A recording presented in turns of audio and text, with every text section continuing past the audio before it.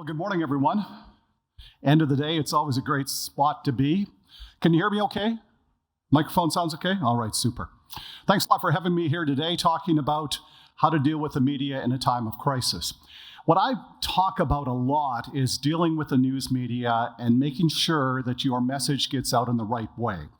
What I want to start by talking about is a couple of incidents which I think are pretty well recorded, and you certainly know about them. The first one is the incident that happened, and I'll call it an incident. It was W5 a few years ago. They got a couple of people from the ethical treatment of animals or some human animal rights group on a couple of chicken farms in northern Alberta. And they got some videotape. It went viral. They went to W5 with it. And the next thing you know, they had a series, a show where the chicken and egg producers were asked to comment, refused to comment, and it didn't look very good. Now, I'm not here today to talk about this case and say what they should or shouldn't have done, because I know the chicken and egg producers have learned a lot from what happened. If it happened again, they would be much better. However, what I am here today to talk about is how sometimes proper media management can help your brand and reputation. It's not going to save you from the legal things that Albert was talking about, but it is going to help you with your brand and your reputation in both the public, the suppliers that you deal with, the people who you sell your product to, because what we're talking about is brand management. So whether it's a recall or whether it's something that happened like this, which quite frankly is a worse situation than most recalls, but there are situations that are taking place around us that are fairly similar. So the second case I want to talk about is one that happened not too long ago. After that, it was here in this area, and it was the Chilliwack cattle sales. It was a dairy operation, a really large dairy operation. People remember this story. Once again, what happened? Animal rights group got workers onto the farm, took video of some farm workers using canes and beating some of the cows and having a great time while they did it. And it was interesting because I watched this because this is my job. This is what I do. I travel around the country helping companies, in some cases, that are in crisis situations like this. I do media training for organizations to try to make sure they don't get into these types of situations. And so I watched these things. And the next day, they had a media availability at the farm. And the farm operator, the dairy farm operator, spoke to the media, and he spoke extremely well. He said all the right things that you should say. He said, this is terrible, we're embarrassed by it, we're going to do different training, we're going to do proper consultation, supervision. We want to make sure this never happens again, he said. And I watched this and I thought to myself, that guy's been trained. He's dealt with somebody to get him to the level where he can speak to the media, not just speak to the media, but speak very effectively. And so I followed the story along a little bit, and somebody wrote, yes, they did receive assistance from a communications firm in Vancouver, a little more research, and I found out who it was. And I sent the owner of the company an email. And I said, hey, just want to let you know, I do media training as well. I thought your client looked terrific. Tough situation. I thought he looked great. And he did. He looked absolutely wonderful. He said all the right things. That's what you need to do to protect your brand and your reputation in a situation like this. However, the aftermath occurred a couple of years later when they eventually got to court and they were fined over $300,000. You see, there's a big difference between the public image and the brand and the reputation side and the legal side. And the legal side doesn't much care what you said to the media. What they care about is the facts, and they make decisions based on that. A lot of people think, mistakenly, that if I say all the right things, everything will go away. I've been hired by organizations, they're going, we're still getting killed in the media. We said all the right things, we're still getting killed in the media. I said, yeah, I understand. It's my job to help you to lose closely. Not lose by a lot, lose by a little. That's what you're trying to do. You're trying to protect your reputation. And so I want to talk about that from the standpoint of what you need to do, and very similar to what Albert talked about, when you get into trouble, call a professional, call a lawyer. I'm going to say one thing you want to do if you get into trouble and have a situation like this. Reporters are outside the gate of your farm because you've had a product recalled and people might be getting sick over it, whatever it might be. Call a professional in. Call somebody in that can help you with your brand, your reputation, and say, what do I say? How do I handle this? How do I deal with the media? How do I monitor what is being said about us and our operation? How do I do all those things? I mean, you produce crops, you produce crops, you produce different products, dairy products, beef products, whatever it might be. That's your job as a farmer. And by the way, your reputation in the minds of Canadians is extremely high. If you look at the credibility of occupations, farmers are close to the top, along with doctors. I work with doctors as well. And I say to doctors, you don't have to be perfect about this stuff. You're a doctor. People trust you to a large degree. Some professions, not so much. Albert, it happens that way, right? Just kidding. Albert's 100% right. You get into trouble, you call a professional. So, a couple of very different situations, not about recall, but certainly they are about brand and reputation. One was handled extremely well, the other one, not so well. And so I think we learned from those two cases. So what I'm going to tell you is, what you want to do is get a professional if you get into a situation like that. I'm going to tell you what you need to do to speak effectively to the news media today, since you brought me out here from Edmonton to talk about this. So a lot of what I do is media training. And I have a definition of what media training is all about. And to me, this is what media training is. It's not about lying. It's not about spin. It's not about trying to lie your way out of the situation. It's about trying to get your message across in the most effective manner. And this is what media training provides you. Provides you with the skills, the knowledge, the confidence to be able to say what you want and how you want to say it when you need to say it to the news media. So I'm going to talk about the way to get prepared for a media interview. So let's imagine that you have to speak to the media. Your product has been recalled, it's been traced back to you, and the media wants to talk to you. On the weekend, there was a recall in Ontario and Quebec of milk. I think most people probably heard about that.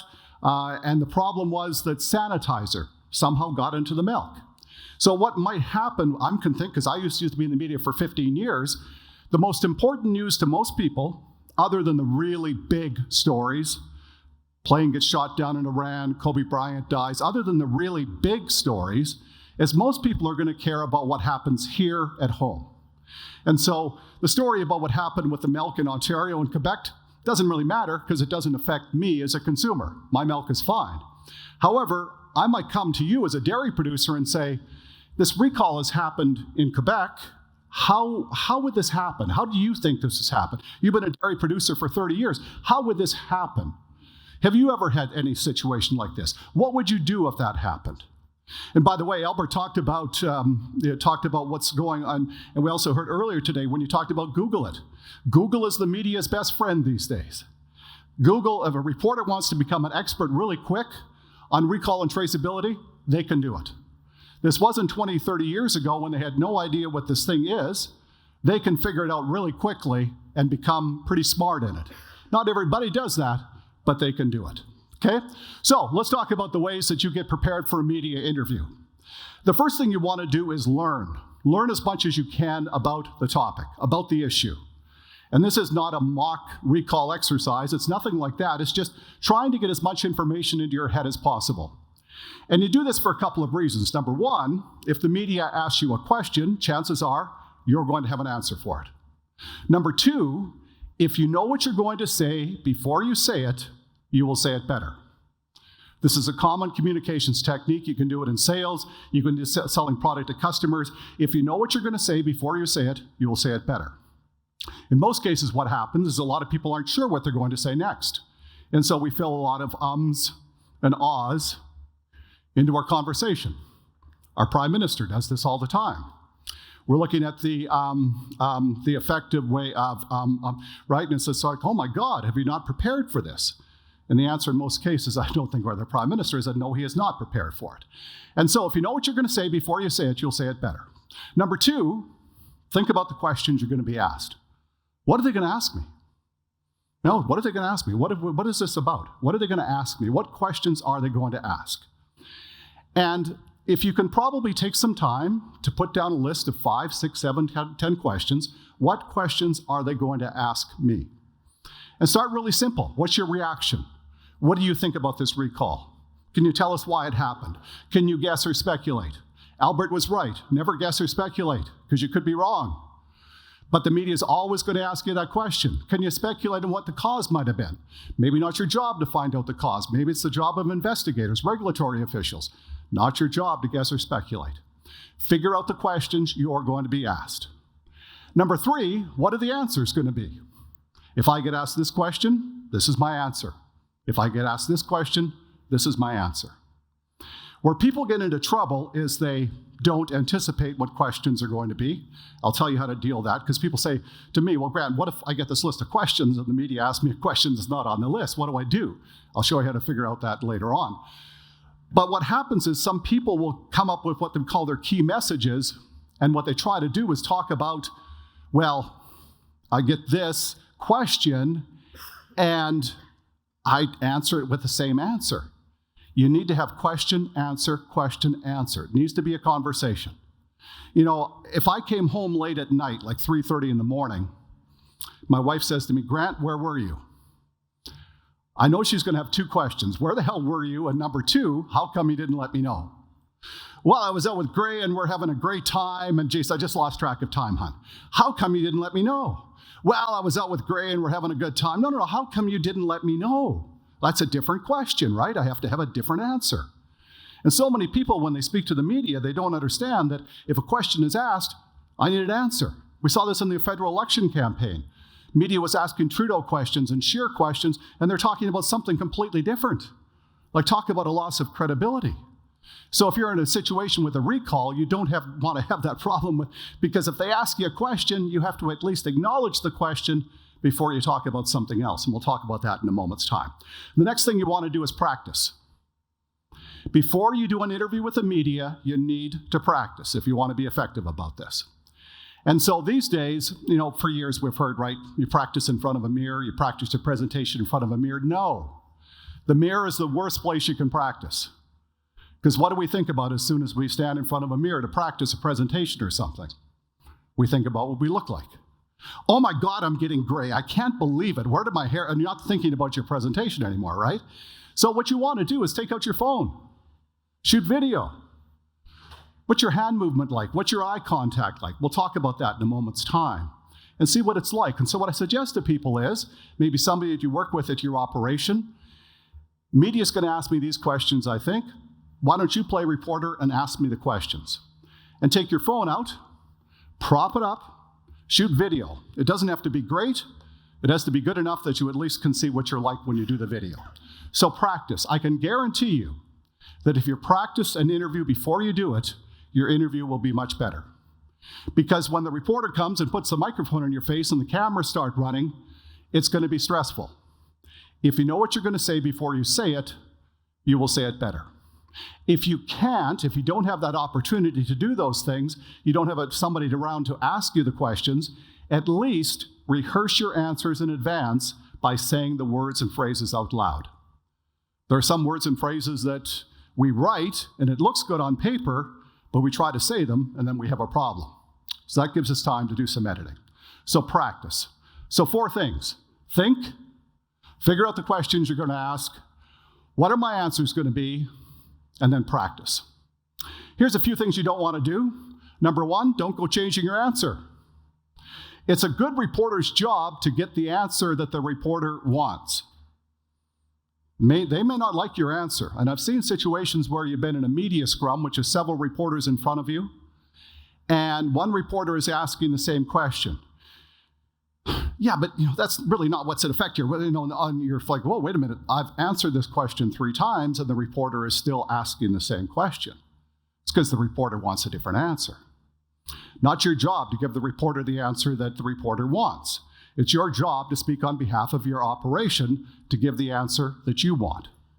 And so what you do in a situation like that is you just say to the reporter, well, I think I've answered that question already. And what you're really saying is, let me answer it again. You answer that question again. Gee, I think I've answered that question already, and then answer it again. And what you're saying is, listen, Jack, I know that's the 3rd time you've asked this question. I can stand here all day, and I'm going to give you the same answer. Right? You go into it with a game plan. You figure out what you're going to say, what your answer is going to be, and that does not change regardless of what happens. Number 2, don't walk it back. I see a lot of people who would change their answers. right? And sometimes they will change or they will say something they want to take back. So you're doing an interview, you start to get into an area where you realize it starts to get a little bit, well, maybe I shouldn't say that. And then you say, well, wait a minute, you can't use that. Don't use that. Too late. You've agreed to do the interview. The reporter is interviewing you. Anything you say from that point forward, the reporter can use. And quite fairly. I mean, I used to be a reporter for several years, and there's people that said, no, I don't want to be quoted on that. And I'm like, well, this is like 3 minutes into the interview. Like, we're doing an interview. Yeah, I'm going to quote you on that. Now, some reporters will let you off the hook. They don't have to because you said it. You agreed to do an interview. This isn't having legal counsel with you or anything like that. You're on your own on this. And by the way, when you do most interviews, it's got to come from up here. It can't come from notes. You can maybe use notes to help you a little bit before the interview, but it's got to come from up here. Don't speak off the record.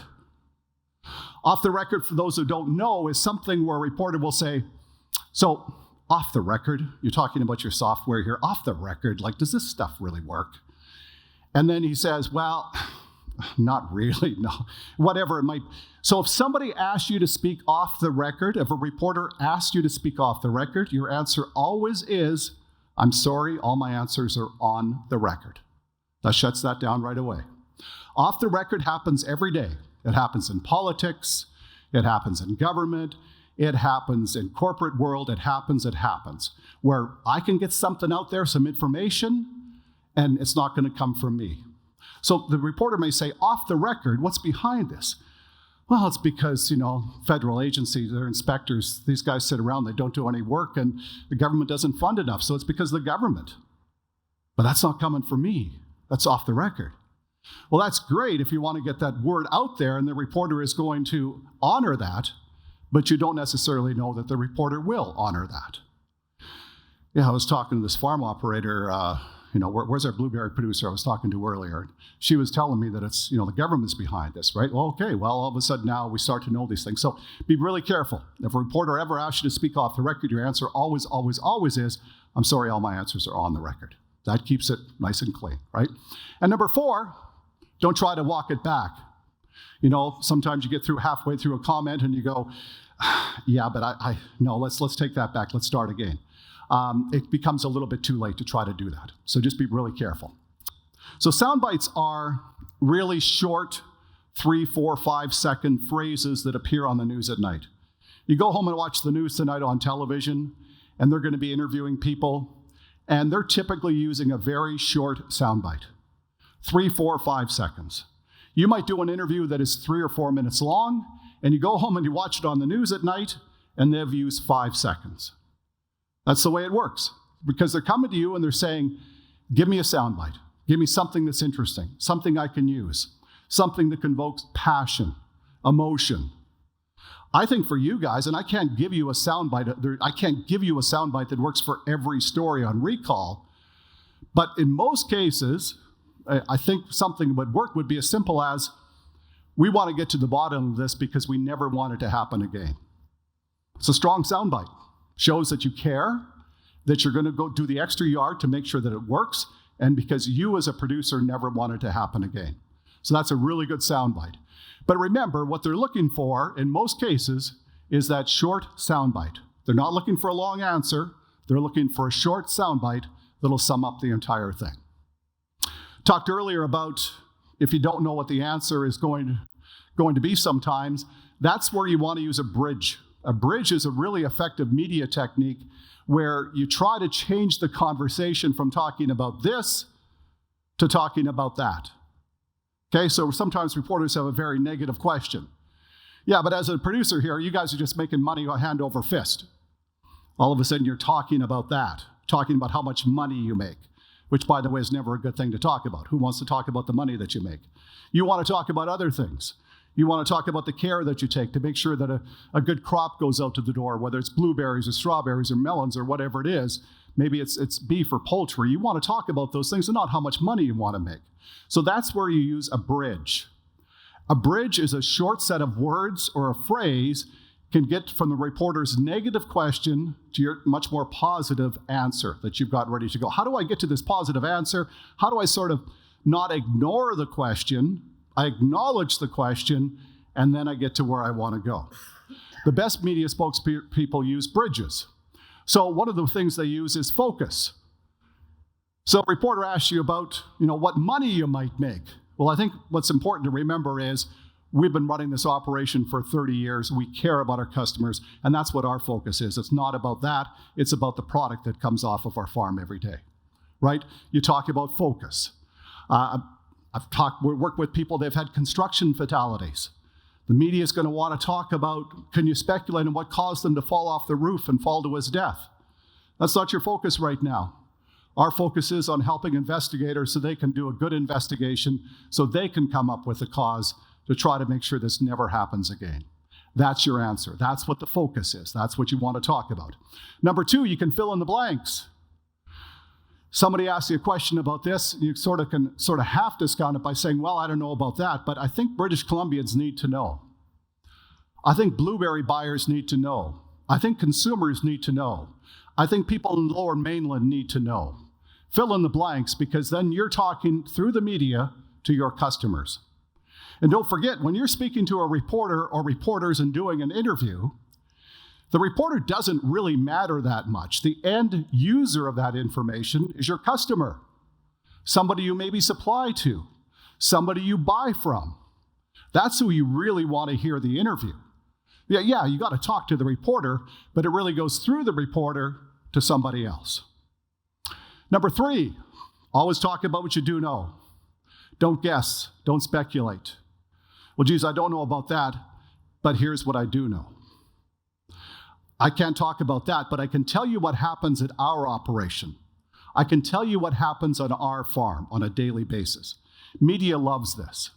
I work with doctors and I say, always talk about what you see in your clinic and your practice, because now you're an expert and the media is finding out from you. I work with real estate agents. Let me tell you what buyers are telling me today. They're looking for this kind of home. So talk about what you see in your practice on a regular basis. Okay? So those are how you use bridges. And I tell people that interviews, if you do them right, there's what I call the art of the interview. And people see interviews with the media so often, especially in crisis situations, like, oh my God, the media is going to arrive. They're going to ask all these tough questions. I am going to look terrible. It's going to be on the news tonight, and it's just going to look awful. Try to have a different mindset. This is your opportunity to tell the story that you want to tell. This is your opportunity to get the messages out that you want to. This is a positive opportunity.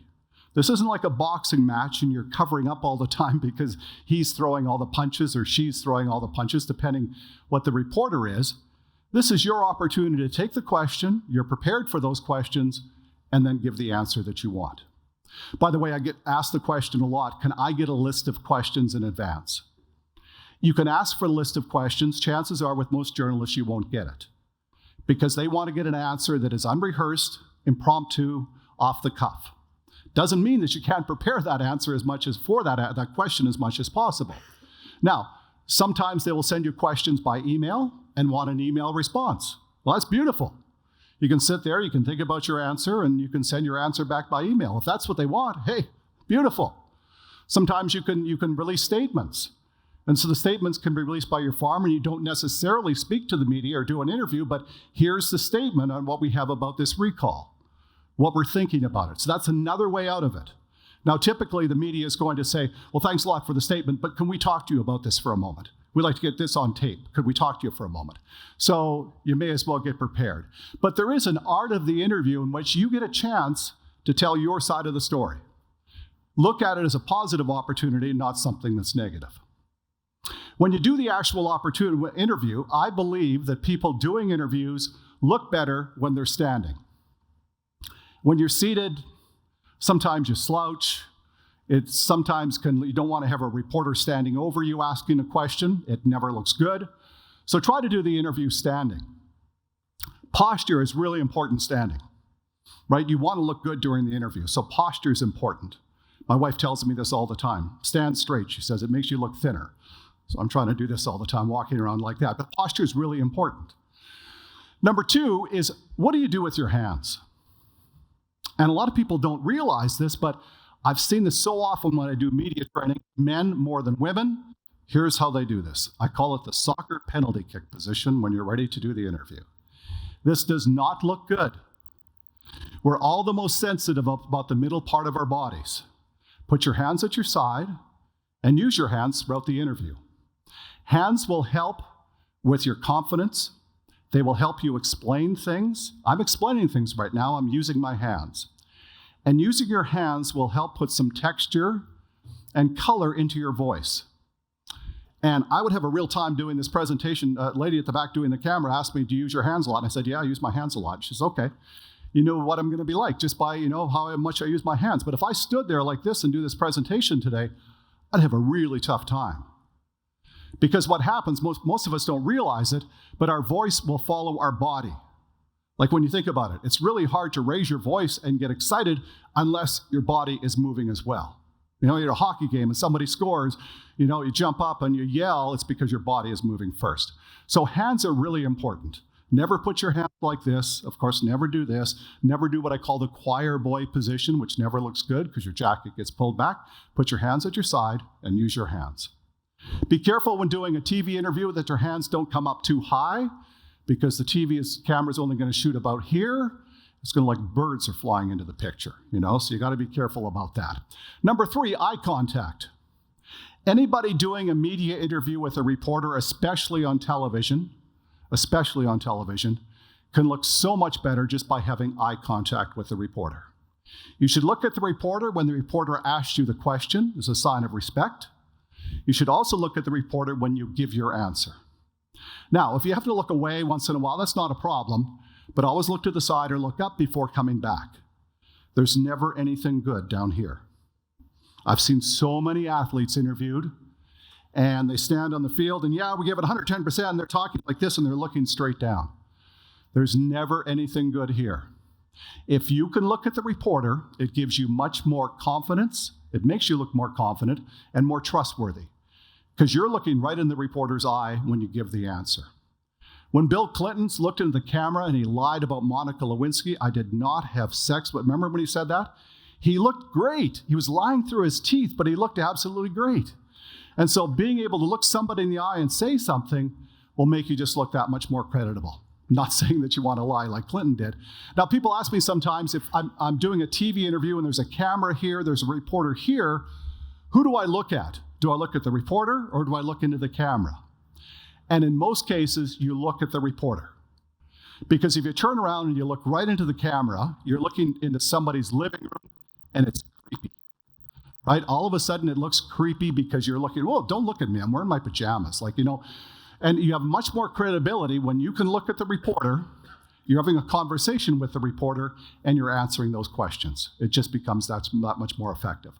So once in a while, you're interviewed by somebody back at the station. Yes, then you look into the camera because you're talking through the camera back to the anchor back at the station. But if you have a reporter who's out there, look at the reporter. Don't worry about looking into the camera. Okay? Here's a scrum situation. So if you ever have a bunch of reporters out, recalls occurred, you're doing a media availability, I always suggest to people, I'm going to move back here, hope the mic picks it up, move back here, find a wall or a fence. And people say to me, well, Grant, I don't want to be trapped. Well, media is used to moving. So what happens is, if you say, any more questions? Great, thanks guys. You can move, they'll let you go. It's not if they're going to hold you hostage or anything like that. The reason you don't want people behind you, reporters behind you, is what happens if somebody standing behind you asks a question? Then how do you answer that question? Do you turn and look at the person by having some eye contact? The microphones have to follow. The cameras have to follow. So in this situation that Andrew Scheer was in, this doesn't really show it that well, but there was nobody behind him. Now, if you don't have a fence or a wall, what I recommend is just say to reporters, hey guys, could you just stay in this direction here? And that way I can see each of you. Question comes over here, and you answer the question this way. Comes over this way, question comes from the back, you turn your body and answer the question. This way you create one-on-one answers, very similar to a media interview, by doing one-on-one answers. Somebody asks you a question behind, do you look at the person? Do you look at the whole audience as you give your answer? It just becomes a lot more difficult. All right. Couple of policies I want to talk about here. How are we doing for time? I think we've got about 20 minutes left. Okay, we're good for time? What, you give me another 2 hours? We're good for 2 hours? All right, great. Okay, I got lots of stuff here so we can go. No, 20 minutes is great. All right, so how many people here at your operation have a media communications policy that says who speaks for you, who does not speak for you, and things along those lines with the news media? Show of hands. Media communications policy. 1, 2, 3, good. Did anybody do this after you had a problem with the media, or was you just being proactive?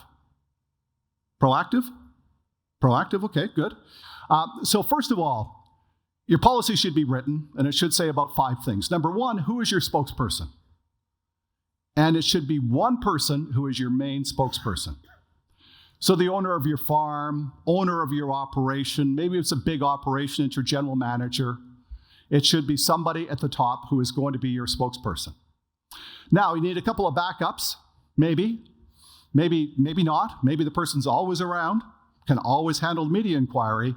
But you know, these things seem to happen, these recalls seem to happen, you know, like we heard earlier today when, you know, Friday afternoon, somebody's already gone for the weekend. Maybe somebody's lying on a beach in Maui and you got a problem. So you need backups because this story is important. The first 24 to 48 hours of most stories, that's when the media cares the most. They're going to be all over the story in the first 24 hours, and then it's going to trickle off and trickle off.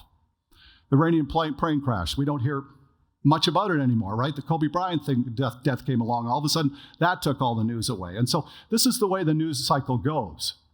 But it's important to have somebody there getting in front of the story in the first 24 hours, and that's why you need backups. The main spokesperson is on a beach in Maui, can't get back until tomorrow evening. You got to have somebody else that handles the questions from the media. Okay, that's why you need backups. Number 3, the people who work for your farm who are not media spokespeople should be told, if the media contacts you, the answer is, Mr. Smith is our spokesperson, please contact him for comment. Mrs. Johnson's our spokesperson, please contact her for comment. Now, a lot of people think they need to be polite with the media, which you do, but you don't need to answer questions because as a former reporter, if somebody said to me, yes, Mr. Smith is our spokesperson, please contact Mr. Smith, I'd say, yeah, but he's some guy who's like in a suit somewhere and you know what's going on. So what happened here? What exactly happened? I want to get you to talk, right? Your answer always is, once again, Mr. Smith is our spokesperson, here's the number where you can contact him. And then when you get a moment right away, you call Mr. Smith and you say, hi, reporter here from CTV wants to talk to us about this. I sent him in your direction, Mr. Smith. You're under no obligation to speak to the media. The people who work for you are under no obligation to speak to the media. But as a former reporter, I can tell you, your workers are the ones I want to talk to. They're the ones who are going to tell me something they probably shouldn't tell me. Oh, yeah, well, we've been using this chemical forever, and I don't know, I didn't know why we had a problem. Oh, Albert knows that's the last thing you want to say. No, somebody doesn't train that understands we're not going to talk about the chemical. We're going to, say some things, but we're not going to get into that. That's the person I want to speak to as a reporter. I don't necessarily want to speak to you. I will if I have to because you're the spokesperson, but I'd rather speak to the person in the field. And you want to keep that person away from me. If you want to talk about damage control, keep the person in the field away from the reporter. I'm not saying hide them. I'm not saying that. Just instruct them. I'm sorry, Mr. Smith is our spokesperson. Please contact him. Now, Mr. Smith, Mrs. Johnson, they need rules to follow. And I also think they need media training. I'm biased because I do training all the time. But I've seen a lot of organizations where they would bring, Ken in as their new president for their association. Ken, you're going to speak on behalf of our $4 billion industry in this province. Now, good luck. And then Ken messes up in the media, and people go, geez, why did Ken say that? Well, guess what? Ken hasn't had training. He didn't know how to handle that. He might be smart in business, but he hasn't had media training. So I talk about this policy being really important. Here's one these days that is even more important, a social media policy. Show of hands, who has a written social media policy? 1. You got 2 stars for you. 1. Anybody else? Okay. Let me suggest you should think about a social media policy, especially if you have a larger operation, employees. How many here have paid employees? Yeah, you all should have one. Like, no offense, guys, but you really should. So here's what it says. Number one is how you do social media. So if you do social media and either you do it or one of your employees that is paid by you does it, or you have a third party doing, some people will farm it out. Their social media posts will be done by a social media company. Whatever you have to have rules for these people to follow, i.e., we're not going to post anything that is sexist, that is political, some basic stuff. But people need rules to follow. Because what's happening a lot in social media is something controversial gets posted, and the runner of the business is going, why are we saying that? And they go to somebody that's 22 years old and goes, well, I thought it was kind of funny. Isn't that kind of a nice caricature here that we have a Premier Horgan? Isn't that funny? I don't know if the Premier would think that's funny. So, you have to be careful about these things. Number two, and this is where it starts to get a little tricky. So what your employees are saying about your operation. So my policy would say something along the lines of, certainly as people are allowed, your workers are allowed to do social media, that's a right, you can't take that away. However, if you are going to make comments about our operation, please make the comments respectful, please make the comments positive. Because I've seen organizations where they get into trouble where people are going, things like, yeah, we have lunch with our customers today at barbecue at noon. We have to listen to our customers whine and complain about things. And you're going, ooh, that's not really appropriate. But it happens. A quick story here. My wife and I, we have 4 kids, and they're grown now. But a few years ago, my wife's sort of adding up on Christmas, on December 24th, what each of the kids are getting and what the dollar value is, because you want it to be, roughly the same. Well, the youngest and the oldest are getting more than the 2 in the middle. So at 4 p.m, Dad goes to Safeway to buy some gift cards to even things up. And as I'm standing about 5th in line, it's really busy in Safeway because there's a lot of other people buying gift cards and last-minute stuff for Christmas. And there's a young woman working at the till, and she says, hey, Jim, can you check and see when I get my break? Because I haven't had my break yet. And so finally, when I get up to the till, Jim is a little more discreet than she is. Jim comes over and he leans over and he whispers to her and he tells her what? You're kidding. I work here all day on December 24th and I'm not going to get a break? Safeway just does not care about its employees. And I'm turning a little red. And I'm thinking, I'm going to use this story someday because this is really good. So I'm sort of half happy, but I'm also half embarrassed. And I paid for my gift cards and I wished her Merry Christmas and I went on my way. So I think we can agree that her behavior was not appropriate. Can we also agree that if she would have gone on social media, went on Facebook as soon as her shift was over and said the same thing, that's not appropriate, right? It's not appropriate. However, legally, and I could get into trouble here because we have a lawyer from a big firm with an office in Toronto, but I will tell you this because I know this to be a fact. You did not tell that person that that was inappropriate. And so you have to be careful about this. And I know another circumstance where I spoke to a business group, and this guy says, Grant, I wish we had a policy, because here's what happened to us. We had an opening in management. We interviewed one really good candidate who'd worked with us for 13 years and some external candidates, and we hired a guy from Toronto. And so the internal candidate went home that night and on Twitter went on, the Donald Trump Twitter ramp, and he posted a bunch of, can't work for this company anymore, had a shot at a promotion. They hired some jerk from Toronto. This sucks. And he, posted 2 or 3 things like that. And so this got to the boss pretty quick. Boss calls the guy in the next day and they said, hey, Jim, this isn't going to work out. Jim, you're fired for this. So Jim sues for wrongful dismissal. He was fired because he did some Twitter posts. And so the CEO of the company goes to meet with the lawyer, and the lawyer says, do you have any confidentiality policy? No, we don't. Do you have a social media policy? No, we don't. And the lawyer says, well, I'll fight this for you because, you're paying me to do it, but I'm giving you advice right now, we're probably going to lose. You didn't tell him that behavior was not appropriate. And by the way, he did it on his own time, didn't name the company. The CEO says, well, everybody knows who he works for, everybody follows him, he's worked 13 years. People know what he's talking about. Doesn't matter. Lawyer says, I'm just going to tell you what the judge is probably going to say, but if you want to fight this, I'll do it for you, but I don't think we're going to win. So it's important to tell your employees boundaries. I'm not a lawyer, I'm not going to pretend to be one, but I've learned enough about this issue to know that it's important to tell your employees what their boundaries are. And here's where it gets really dicey. What employees do in social media in their own time. And we've got all kinds of cases where employees have gone on a racist rant at a Denny's restaurant in Lethbridge, where we had recent men who had come to this country from Syria. She was swearing at them, yelling, all caught on video.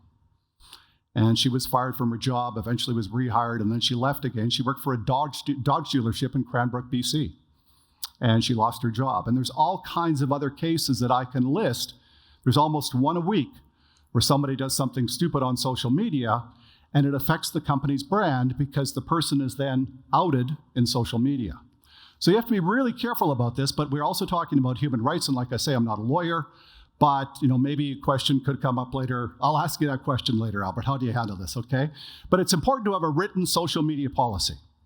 I have a book of mine, which I've got for sale here. I brought some copies along. There's $20 each, or two special Elsie price, 2 for $40. So I brought a few copies of my book along. They have a written social media policy in there that you can use, and also a media policy as well.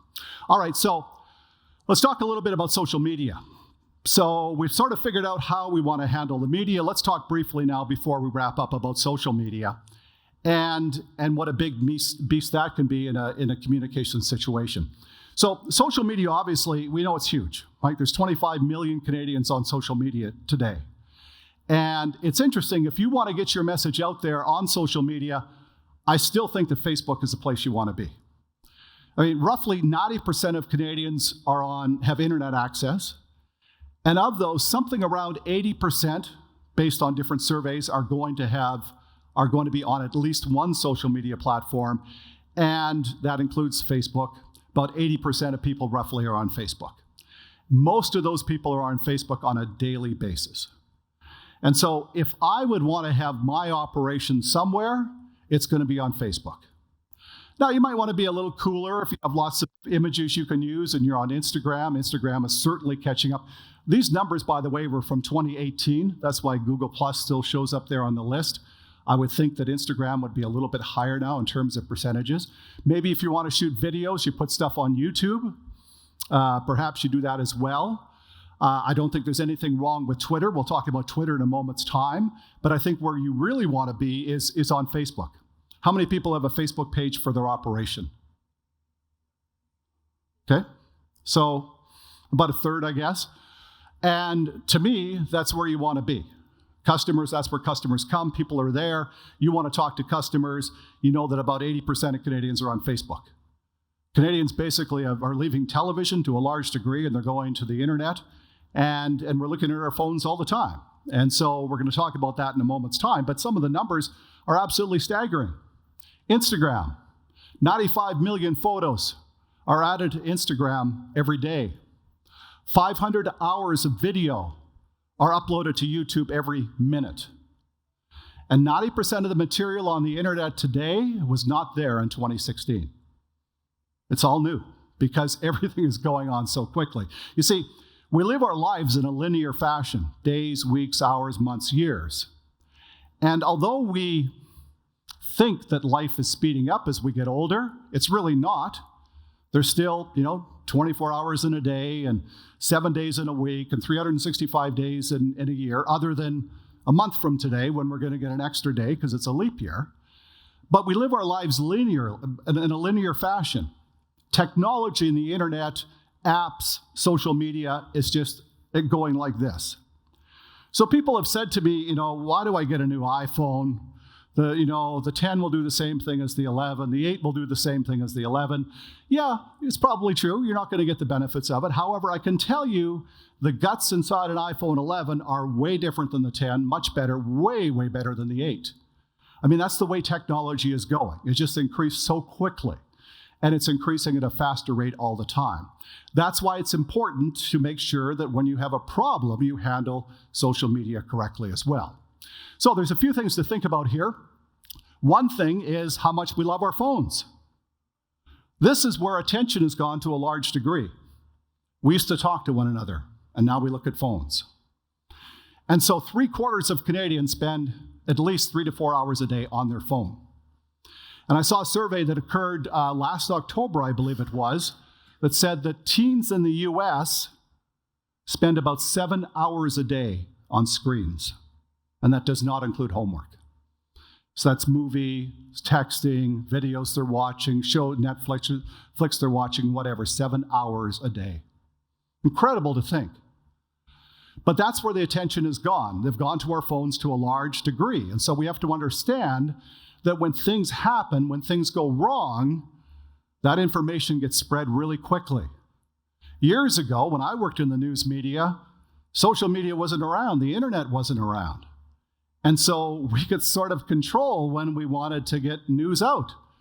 You got no more control now. As an operator, you don't have control. Not only is a story appearing on the news, there's a video version appearing on people's phones, they're getting news updates, it spreads really, really quickly. And so you have to think about your social media use much differently, especially during a crisis. So number one, you got to pay attention to it. This isn't just, your Facebook page isn't just something that you set up there and you put out some pictures up or a couple of videos and you don't touch it for a month. You have to monitor it every day. You have to have your settings so if somebody makes a comment, it has to be sent to you immediately so you can deal with it. Because people, hey, I made a comment 3 hours ago, they're not responding to me. What's up? I'm sorry, but that's the way it is. That's the mindset of people today. And so you need to understand that. So it's not something you can set and leave. It's like a child. You have to nurture it. There's a lot of work that you have to do. You do want to engage with people. To be able to engage with others, you have to engage with people. But during a recall situation, it becomes really difficult for you because somebody might go on there, a bunch of people might go on and say, oh, you guys are crooks, you don't care about animals, you don't care about the product you produce, your blueberries suck, whatever it is. You don't want to hear those things. So in a crisis in particular, you have to understand some of the settings that take place so you can control some of the things that get said on your Facebook page. Maybe you have to monitor the comments before they're posted. And so if you ever do get into a recall situation and you want to give your side of the story on Facebook, which I think is great, but be very careful about what others might say. Yes, you do want to engage with people, but you don't want to get down in the gutter. And by the way, the last thing you want to do on your Facebook page, on LinkedIn, Twitter, whatever it is start fighting with people online, right? Calling them names. Who's going to look bad? You're going to look bad. Right? This is a point where you want to look professional. We're doing everything we can to make sure that the situation is alleviated. We're working with authorities. We're working with, whoever it might be that you're working with to make these things work. Okay, so that is my presentation. If you want to get some free material, if you don't want to buy the book, which is fine, I only brought a few copies.